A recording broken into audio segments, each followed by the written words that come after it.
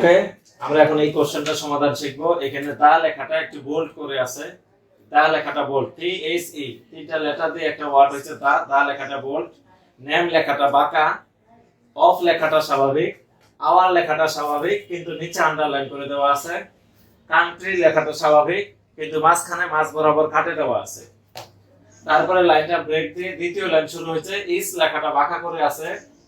এবার এখানে বাংলাদেশ লেখার মধ্যে বি লেখাটা বোল্ড করা আছে, এ এন জি লেখাটা স্বাভাবিক, আর এল লেখাটা উপরে আছে, এ ডি ই স্বাভাবিক, এস লেখাটা নিচে আছে, এইচ লেখাটা স্বাভাবিক। আশা করি কোশ্চেনটা বোঝা গেছে। এবার কোশ্চেনের আকারে আমরা উত্তর করার নিয়ম একটু দেখে আসি। আমরা যদি কোনো লেখাকে মোটা করতে চাই সেটাকে ওপেনিং বি ট্যাগ এবং ক্লোজিং বি ট্যাগের মাঝখানে লিখতে হবে, তাহলে সেই লেখাটা মোটা হবে। যদি কোনো লেখাটাকে আমরা মাঝ বরাবর কাটে দিতে চাই সেটার জন্য ওপেনিং ডেল ট্যাগ এবং ক্লোজিং ডেল ট্যাগ এর মাঝখানে লিখতে হবে, তাহলে লেখাটা মাঝ বরাবর কাটা হয়ে যাবে। যদি কোনো লেখাকে আমরা বাঁকা করতে চাই তাহলে ওপেনিং আই ট্যাগ এবং ক্লোজিং আই ট্যাগের মাঝখানে সেই সংখ্যাটাকে লিখতে হবে। যদি কোনো ওয়ার্ডকে আমরা আন্ডারলাইন করতে চাই তাহলে ওপেনিং ইউ ট্যাগ এবং ক্লোজিং ইউ ট্যাগের মাঝখানে সেই ওয়ার্ডটাকে লিখলে ওয়ার্ডের নিচে আন্ডারলাইন চলে আসবে। আশা করি আমরা এই নিয়মগুলো বুঝতে পারছি। এবার আমরা সরাসরি অঙ্কে চলে যাই। যে কোনো HTML এর অঙ্ক করতে গেলে সর্বপ্রথম লিখতে হয় ওপেনিং HTML, যেটাকে আমরা এখানে লিখব ওপেনিং HTML, অ্যাঙ্গেল ব্র্যাকেটের ভিতরে আমরা এখানে HTML লিখলাম। দেন দ্বিতীয়বারে আমাদের যেটা কাজ করতে হয় সেটাকে লিখতে হয় ওপেনিং বডি। তো আমরা নিয়ম মতো এখানে ওপেনিং বডি লিখলাম, HTML বডি।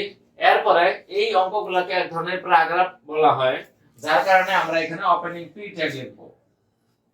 তো প্রথমে HTML, তারপর বডি, তারপর P tag, opening P tag. এগুলো হচ্ছে বেসিক নিয়ম। যদি এইভাবে কখনো কোনো HTML এর অঙ্ক পরীক্ষা আসে, আমরা শুরুতে HTML লিখব, তারপর বডি লিখব, তারপর ওপেনিং পি ট্যাগ লিখব। লেখার পর এরপর আমরা এই কোশ্চেনের উত্তর ধারাবাহিকভাবে সমাধান করব। তো আমরা এখন এই কোশ্চেনটার উত্তর করতে গেলে সর্বপ্রথম দেখতেছি এখানে লেখা আছে দি। এই দি লেখাটা বোল্ড করে আছে। আমরা আবার নিয়মে চলে যাই। যদি কোনো লেখাকে মোটা করতে চাই তাহলে ওপেনিং বি ট্যাগ এবং ক্লোজিং বি ট্যাগের মাঝখানে সেই সংখ্যাটাকে লিখতে হবে। তো আমরা এখানে দি লেখাটাকে প্রথমে দেখতেছি মোটা করে আছে, এইজন্য আমরা শুরুতে লিখব ওপেনিং বি ট্যাগ, আর এখানে আমরা নরমাল লিখব দি। আমি এখানে স্বাভাবিক লিখলাম, আমি আরেকটু ভালো করে লিখি। এখানে লিখব আমি দি, অর্থাৎ এখানে মোটা করে আছে তাই বলে যে আমাকে উত্তরে মোটা করে লিখতে হবে এরকম না। আমি এখানে আমার মতো স্বাভাবিক লেখাগুলো লিখব, কিন্তু এই যে বি ট্যাগের মাঝখানে আমি এটাকে লিখব ক্লোজিং বি ট্যাগ। যদি কেউ এখানে বড় হাতের বি ব্যবহার করি তা হবে, যদি ছোট হাতের বি ব্যবহার করি তা হবে। এখানে ক্যাপিটাল লেটার আর স্মল লেটার যে কোনো এক লিখলে রাইট অ্যানসার হয়, কোনো সমস্যা নাই। তো এখানে আছে মোটা করে দুই লেখা, আমি কিন্তু মোটা লিখিনি, আমি কিন্তু এখানে স্বাভাবিক দুই লেখাটা লিখছি। কিন্তু সফটওয়্যার ওপেনিং বি ট্যাগ এবং ক্লোজিং বি ট্যাগের মাঝখানে দি লেখাটার কারণে এই লেখাটাকে বোল্ড করে দেবে। এটা সফটওয়্যারের কাজ। তো এই ট্যাগটা লেখার নিয়ম হচ্ছে এটা। তো আশা করি বোঝা গেছে। দি লেখাটা লেখা শেষ, দি এর পরে নেম লেখাটা বাঁকা করে দেওয়া আছে। এখন কোন লেখাকে বাঁকা করার জন্য আমরা এখানে দেখছি ওপেনিং আই ট্যাগ এবং ক্লোজিং আই ট্যাগ। এবার দি এর কাজ শেষ হলে সোজা আমরা লাইনটা চালাই যাব। এখানে নেম লেখাটা যেহেতু বাঁকা, আবার আমরা অ্যাঙ্গেল ব্র্যাকেটের মধ্যে ওপেনিং আই ট্যাগ দেব, আর এখানে নেম লেখাটা আমরা এখানে স্বাভাবিক লেখা লিখব এবং এখানে ক্লোজিং আই দেব। তো এইখানে বাঁকা করে আছে, আমাকে উত্তরে যে বাঁকা করে লিখতে হবে এরকম কোনো কথা না। উত্তরে আমি নরমাল লেখা লিখব, মানে স্বাভাবিক যেভাবে ইংলিশ লেখে সেভাবে লিখব। এই সফটওয়্যারের মাঝখানে লেখার কারণে অটোমেটিক সফটওয়্যার কি করবে, লেখাটাকে বাঁকা করে দেবে। আশা করি বুঝতে পারছি। এরপরে অফ লেখাটার কোনো কাজ নাই, নরমাল স্বাভাবিক লেখা কোনো কাজ নাই।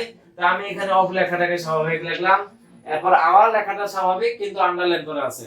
তো আমরা দেখে আসি, কোন লেখাকে আন্ডারলাইন করতে গেলে ওপেনিং ইউ ট্যাগ এবং ক্লোজিং ইউ ট্যাগ এর মাঝখানে লিখতে হবে। যেহেতু আওয়ার লেখাটা আন্ডারলাইন আছে, আমরা এখানে লিখব ওপেনিং ইউ ট্যাগ, তারপর লিখব ও ইউ আর, তারপর এখানে লিখব ক্লোজিং ইউ ট্যাগ। তো opening U tag, our, closing U tag, এই আওয়ার লেখাটার নিচে আমাকে আন্ডারলাইন দেওয়া লাগবে না, সফটওয়্যার দিয়ে দিবে। কারণ আমি এই আওয়ারের নিচে আন্ডারলাইন থাকার কারণে ট্যাগ লিখে দিয়েছি ওপেনিং ইউ ট্যাগ এবং closing U tag. U for underline tag, U দ্বারা আন্ডারলাইন ট্যাগ ব্যবহার করা হয়। তো আওয়ার লেখাটার কাজ শেষ। এখন আমার এই সাইডে জায়গা নাই, যদি জায়গা থাকতো আমি এখানে বাকি অংশটা লিখতাম। যেহেতু জায়গা নেই আমি এবার নিচের লাইনে চলে আসবো। তো আমার যেহেতু জায়গা নেই নিচের লাইনে আসবো, যদি কারো খাতায় জায়গা থাকে তাহলে সে এখানে লিখতেই থাকবে। তো আওয়ার লেখার পর এবার কান্ট্রি লেখাটা লিখবো। আমি এবার কান্ট্রি লেখাটা লিখবো। কান্ট্রি লেখাটা মাঝ বরাবর কাটে দেওয়া আছে, এখানে তাহলে একটু দেখে নেই, যদি কোনো লেখাকে আমরা কাটতে চাই তাহলে ডেল এবং ক্লোজিং ডেল এর মাঝখানে লিখতে হবে। তো আমরা এখানে লিখব ডেল, আমরা এখানে লিখলাম ডেল ওপেনিং ডেল ট্যাগ, তারপর কোন লেখাটা, কান্ট্রি লেখাটা, তাহলে এখানে লিখলাম কোশ্চেন দেখে দেখে আমরা হুবাহুব এখানে লিখবো লেখাটা যেটা লেখা আছে। আমাকে যে এখানে কান্ট্রি লেখাটা কাটে দিতে হবে এমন কোনো কথা না, আমি এখানে জাস্ট কান্ট্রি লিখবো এবং ট্যাগ দেব ডেল ট্যাগ, সফটওয়্যার লেখাটাকে কাটে দেব ডেল, এখানে দেব ক্লোজিং ডেল, তো আমরা এখানে দিলাম opening del closing del tag. এবার কোশ্চেনে কিন্তু এখানে দুই লাইনের অঙ্ক আসে, প্রথম লাইনে আছে the name of our country, দ্বিতীয় লাইনে আছে ইজ বাংলাদেশ।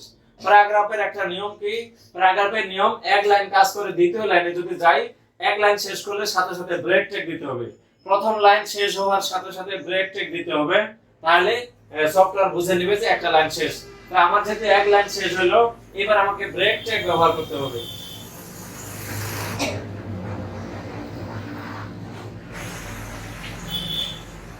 তো এবার আমাকে ব্রেক টেক ব্যবহার করতে হবে নিয়ম মতো। আমার যেহেতু কান্ট্রি পর্যন্ত এক লাইন শেষ কোশ্চেনের, তো এক লাইন শেষ হওয়ার পর আমি এই যে ক্লোজিং ডেল এর পরে দিয়ে দিলাম এখানে স্ল্যাশ বিআর। আমরা জানি ব্রেক টেক লেখার নিয়ম হচ্ছে স্ল্যাশ বিআর দেওয়া যায় অথবা বিআর স্ল্যাশ দেওয়া যায়, ইচ্ছা ব্রেক টেক লেখা যায়। আমি এখানে দিলাম স্ল্যাশ বিআর, মানে ক্লোজিং ব্রেক টেক আমি দিয়ে দিলাম। তো সফটওয়্যার বুঝবে এই ব্রেক টেকের কারণে, সফটওয়্যার বুঝবে এইখান থেকে শুরু করে এইখান পর্যন্ত যতটুকু লেখা হয়েছে টোটালটাকে একটা লাইনের মধ্যে শো করবে। এখন আমার যেহেতু এখানে জায়গা আছে, আমি এখন এইখান থেকে লেখা শুরু করে দেব, আমি লেখা শুরু করে দেব এইখানে, তাই বলে আমাকে নতুন করে লাইন শুরু করার প্রয়োজন নাই, আমি লিখতেই থাকবো, যখন আমার লেখার জায়গা নেই তখন আমি নিচে লাইনে আসবো, লিখেই যাব। এই ব্রেক টেকের কারণে সফটওয়্যার বুঝে নেবে এই পর্যন্ত এক লাইন, ব্রেকের পরে যা লিখবো সেটাকে অটোমেটিক্যালি সফটওয়্যার দ্বিতীয় লাইনে আসে অ্যানসার করে শো করবে, এই হচ্ছে নিয়ম। তো আমি এবার দ্বিতীয় লাইনের কাজ করতেছি, আমি ব্রেক টেক দিছি, এই পর্যন্ত আমার প্রথম লাইন শেষ, এবার দ্বিতীয় লাইনের কাজ করব। এইভাবে যদি কোনো অঙ্ক আসে 4 লাইন 5 লাইন যদি আসে, প্রথম লাইনের কাজ শেষ হওয়ার পর আমাকে ব্রেক টেক দিতে হবে, দ্বিতীয় লাইনের কাজ করার পর আবার ব্রেক টেক দিতে হবে, তৃতীয় লাইনের কাজ করার পর আমাকে ব্রেক টেক দিতে হবে, আর সবচাইতে শেষের লাইন কাজ করার পর আর ব্রেক টেক দেওয়া লাগবে না।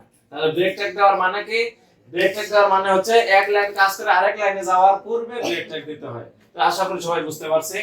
তো এখানে ব্রেক টেক দিতে হবে, অবশ্যই দিতে হবে। এরপর ইজ লেখাটা বাঁকা, বাঁকা লেখার জন্য আমরা জানি ওপেনিং আই ট্যাগ, আর এখানে লিখব ইজ, তারপর এখানে লিখব ক্লোজিং আই ট্যাগ। তো এই যে ওপেনিং আই ট্যাগ আর ক্লোজিং আই ট্যাগ এর মাঝখানে ইজ লিখলাম, কোশ্চেনে বাঁকা আছে, আমাকে যে উত্তরে বাঁকা করে লিখতে লাগবে এমন কোনো শর্ত না, আমি উত্তরে স্বাভাবিক লেখা ইজ লেখা লিখব, অটোমেটিক্যালি সফটওয়্যার এটাকে বাঁকা করে দিবে। তো ইজ লেখা শেষ, এরপর বাংলাদেশ লেখাটা লিখব, আমার এই সাইডে জায়গা ধরবে না, এজন্য আমি নিচে চলে আসি। এবার বাংলাদেশ লেখাটা বোল্ড করে আছে বিটা, আমি এখানে লিখব ওপেনিং বি ট্যাগ, তারপর এখানে লিখব বি, এখানে লিখব ক্লোজিং বি ট্যাগ। তো এই যে ওপেনিং বি আর ক্লোজিং বি এর মাঝখানে বি লিখলাম স্বাভাবিক করে, সফটওয়্যার বিটাকে অটোমেটিক্যালি বোল্ড করে দিবে। এরপর এ এন জি লেখাটা স্বাভাবিক, তাহলে এ এন জি লেখাটাকে আমি স্বাভাবিক লিখলাম। এরপর জি এর পরে যে এল লেখাটা সেটা উপরে, তো উপরে যদি কোনো লেখা থাকে সেটার জন্য সুপ ট্যাগ ব্যবহার করতে হয়, তো লিখলাম ওপেনিং সুপ এল, এখানে লিখলাম ক্লোজিং সুপ। তো এই হচ্ছে আমাদের এল এর কাজ, যেটা উপরে আছে, উপরে কোনো কিছু থাকলে সেটাকে সুপ ট্যাগের মাঝখানে লিখতে হয়। এরপর এ ডি ই স্বাভাবিক লেখা, লিখলাম A D E, A D E এর পরে এস লেখাটা আছে নিচে, যেহেতু এস লেখাটা নিচে আছে, নিচের জন্য ট্যাগ ব্যবহার করতে হবে sub, S U B sub, উপরের জন্য এস ইউ পি সুপ, নিচের জন্য এস ইউ বি সাব, এখানে আছে এস, এবার দেব ক্লোজিং এস ইউ বি সাব। তো এস লেখাটা শেষ, এস লেখাটার জন্য আমরা সাব এস ক্লোজিং সাব দিলাম। এবার এইচ লেখাটা স্বাভাবিক, আমরা এইচ লেখাটা এখানে লিখলাম, আমাদের কিন্তু লাইন শেষ হয়ে গেল। যেহেতু লাইন শেষ, এর নিচে কিন্তু আর কোনো লাইন নাই, এখানে আর ব্রেক টেক দেওয়া যাবে না। ব্রেক টেক কখন দেই, এক লাইন থেকে যখন আরেক লাইনে কাজ করতে যাই তখন ব্রেক টেক দিতে হয়। এবার দ্বিতীয় লাইনের কাজ শেষ করলাম, দ্বিতীয় লাইনের পর তৃতীয় কোনো লাইন নাই, এইজন্য ব্রেক টেক দেওয়ার প্রয়োজন হবে না, অঙ্ক শেষ। যেহেতু অঙ্ক শেষ, আমাকে এবার দিতে লাগবে ক্লোজিং পি ট্যাগ, এবং সবশেষে দিতে লাগবে ক্লোজিং বডি, এবং সবশেষে দিতে লাগবে ক্লোজিং HTML। তো আশা করি আমরা অঙ্কটা বুঝতে পারছি। যদি ভিডিওটি ভালো লাগে তাহলে প্লিজ ভিডিওটিতে একটা লাইক দিন এবং আপনার মূল্যবান মতামত কমেন্ট করে জানান, আর পাশাপাশি ভিডিওটি শেয়ার করুন যাতে আপনার মাধ্যমে বন্ধুরা ভিডিওটি দেখার সুযোগ পায়। আল্লাহ হাফেজ।